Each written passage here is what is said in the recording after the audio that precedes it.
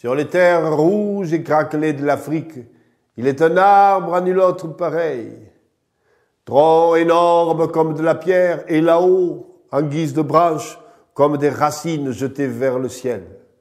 Certains l'appellent le baobab, la plupart des gens disent plutôt l'arbre à palabre ou l'arbre à parole.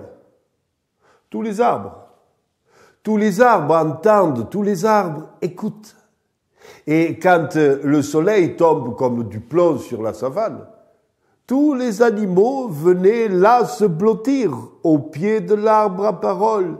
Ils chuchotaient, ils racontaient leurs histoires du jour. Gazelle comme lion se disaient les petites nouvelles. Et l'arbre entendait à travers son écorce. Et l'arbre aussi avait envie de raconter ses paroles. Mais quoi? Qui s'intéresse aux histoires d'un vieil arbre? Le temps passa, jusqu'à ce que vienne une gazelle, légère et souriante, qu'elle se glisse dans l'ombre, qu'elle fasse 1000 compliments à l'arbre pour le confort qu'il lui donnait, et qu'elle finisse par dire « Et ce fruit tout là-haut, ce fruit comme il est beau, est-ce qu'il est aussi bon que ton ombre est fraîche ?» L'arbre tout joyeux secoue une branche, laisse tomber un fruit. La gazelle s'en délecte, elle continue ses compliments, mais que ton fruit c'est une merveille. Et je me demande, là derrière ton écorce, est-ce que tu es aussi beau que ton fruit est bon et que ton ombre est fraîche? Ah, l'arbre a un peu hésité, mais tout de même, la question était si joliment posée. Il a ouvert l'écorce, l'arbre. Il a ouvert. Et quelques mots en sont sortis, enfin, les premiers peut-être. La gazelle y a goûté, les a trouvés délectables, elle s'est extasiée. Alors l'arbre, il a ouvert l'écorce de haut en bas, totalement, sans aucune retenue.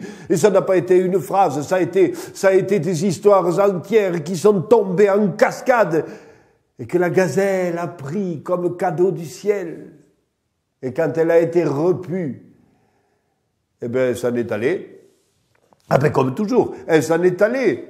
Elle a couru là dans la savane en disant « Écoutez, écoutez, écoutez ce que j'ai reçu, le beau trésor de l'arbre !»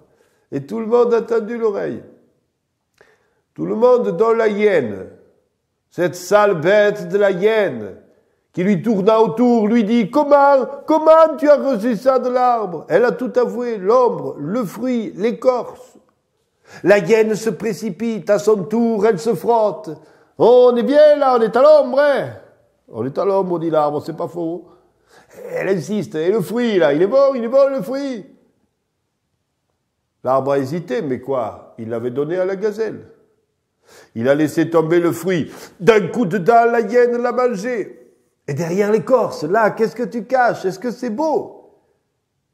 Là, il a hésité. Vraiment. Mais s'il ne donnait pas les mots à la hyène, qui alors viendrait l'écouter? L'arbre a ouvert un peu l'écorce. Oh, très peu. Mais la hyène, à coups de griffe, à coups de dents, s'est jetée contre lui. Elle a griffé, hurlant. Mais donne-moi, j'en veux plus, m'entends-tu, j'en veux.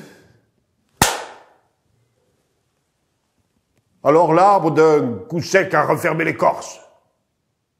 La hyène est tombée le cul dans la poussière, une phrase entre les dents, et l'histoire est finie. Oui, l'histoire est finie. C'est étrange parfois ces histoires africaines. On se dit, elles ont comme un goût d'inachevé. Et puis un jour, on va sur les terres craquelées et plombées de soleil. On voit la gazelle qui court. On se dit, où court-elle? On sait pourtant à présent qu'elle va pour partager le trésor. On voit la hyène qui fouille le cadavre. Quoi, fait-elle ça pour manger? Elle pourrait le faire proprement. Elle cherche à retrouver le goût du trésor qu'elle a eu un instant au bout des lèvres. Et l'arbre, le pauvre arbre, quand enfin on le trouve, ces belles lurettes que dégoûté des hommes et des bêtes, il a retourné la tête et plongé ses feuillages au fond du sol, ne laissant tout là-haut que ses grandes racines. Et l'arbre, L'arbre à parole, vous pouvez en faire 100 fois le tour et bien regarder l'écorce. Vous ne verrez jamais que quelque chose de dur, de lisse, de froid comme la pierre. Ouais, un peu comme le cœur de l'homme, oui. Mais enfin, à l'homme comme à l'arbre, on ne peut pas leur faire de reproches, bonnes gens. Parce qu'au fond, personne ne sait de quelle hyène ils se souviennent.